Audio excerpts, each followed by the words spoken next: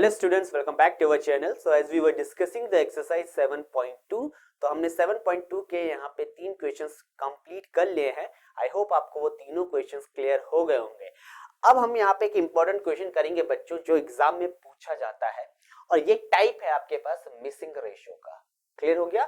तो क्वेश्चन पढ़ते हैं. Find the ratio in which the line segment joining the points -3, 10 and 6, -8 is divided by -1, 6. सबसे पहले important क्या है यहाँ पे बच्चों, आपको समझना है क्वेश्चन को कि आपके पास लाइन कौन सी है और डिवाइडिंग पॉइंट कौन सा है. अगर आप ये समझ गए तो आपको क्वेश्चन ये क्लियर हो जाएगा. बच्चे यही नहीं समझ पाते कि इनमें से x1 y1 कौन है, x2 y2 कौन है और xy कौन है, या m रेशियो n आप कैसे फाइंड आउट करोगे. तो सिंपल सा कंसेप्ट है. एक छोटा सा यहाँ पे डायग्राम बना लेते हैं. हमारे पास दिया गया है जॉइनिंग द पॉइंट्स, तो यानी ये दो पॉइंट्स आपके पास a एंड b. तो यहां पे पहले लाइन ड्रॉ कर लेते हैं a और b. ठीक है बच्चों. तो a के कोऑर्डिनेट आपके पास -3, 10, b के कोऑर्डिनेट्स आपके पास 6, -8. क्लियर हो गया? अब यहां पे डिवाइडेड बाय, यानी ये पॉइंट जो आपके पास है -1, 6, ये डिवाइड कर रहा है इस लाइन को. P पॉइंट ले लिया, इसके कोऑर्डिनेट्स ले लिए -1, 6. अब बच्चों अगर आप यहां पे सेक्शन फॉर्मूले को लगाओगे तो उससे पहले आपको पता होना चाहिए कि क्या क्या यहां पे x1 y1 है, क्या क्या यहां पे x2 y2 है. तो बात हो रही है लाइन AB की. क्लियर हो गया? तो AP वाला पार्ट आपके पास क्या हो जाएगा, that will B m, and PB वाला पार्ट आपके पास हो जाएगा n. क्लियर हो गया बच्चों? ध्यान से देखना. AP वाला पार्ट m वाला पार्ट होगा, PB वाला पार्ट आपके पास n वाला पार्ट होगा. तो आपको AP ratio PB find out करना है. सबसे पहली चीज ये क्लियर होनी चाहिए. अगला यहाँ पे A के कोऑर्डिनेट्स, ठीक है, हम A से स्टार्ट कर रहे हैं. तो आप कहोगे जो यहाँ पे x1 है बच्चों वो -3 है. सिमिलरली जो y1 है यहाँ पे वो 10 है. क्लियर हो गया? अब x2 y2 ये हो जाएंगे. x2 का वैल्यू यहाँ पे 6 है और y2 का वैल्यू यहाँ पे आपके पास -8 है. क्लियर हो गया बच्चों? अब डिवाइडिंग पॉइंट पे मूव करते हैं. डिवाइडिंग पॉइंट होता है x और y. तो आप कहोगे सर यहाँ पे x की वैल्यू हमें क्या है, -1 गिवन है और y का वैल्यू हमें 6 गिवन है. क्लियर हो गया?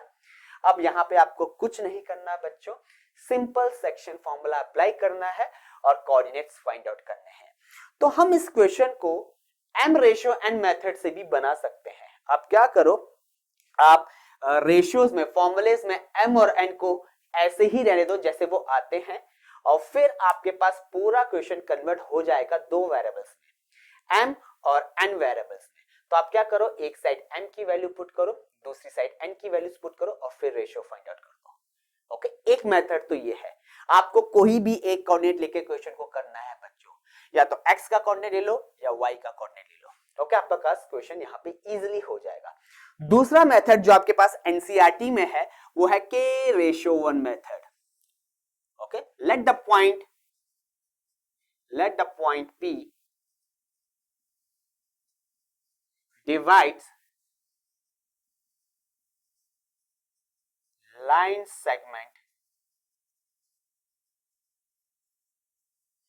segment AB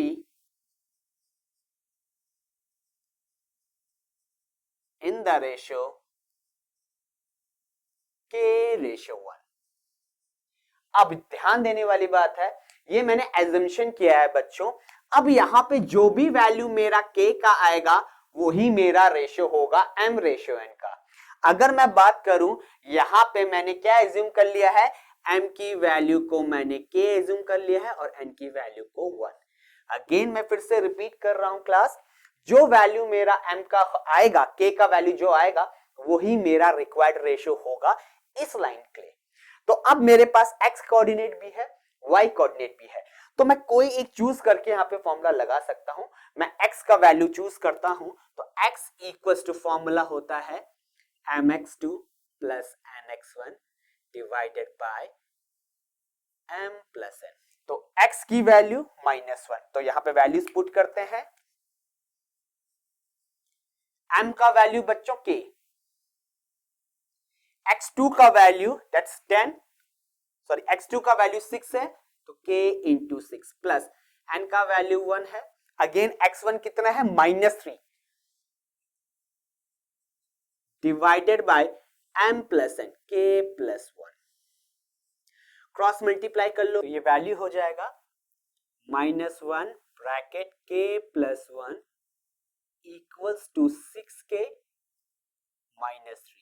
ओके बच्चों, तो -1 इंटू के आपके पास आ जाएगा -k, -1 into +1 -1 equals to 6k -3। अब आपको क्या करना है, जो वेरिएबल है वो एक साइड, जो कांस्टेंट नंबर्स है वो एक साइड, तो -3 को मैं ट्रांसपोज कर लेता हूं बच्चों लेफ्ट हैंड साइड, तो ये हो जाएगा 3 -1 और -k को right hand side 6k plus k, तो ये वैल्यू आएगा 2 इक्वल्स टू 7k।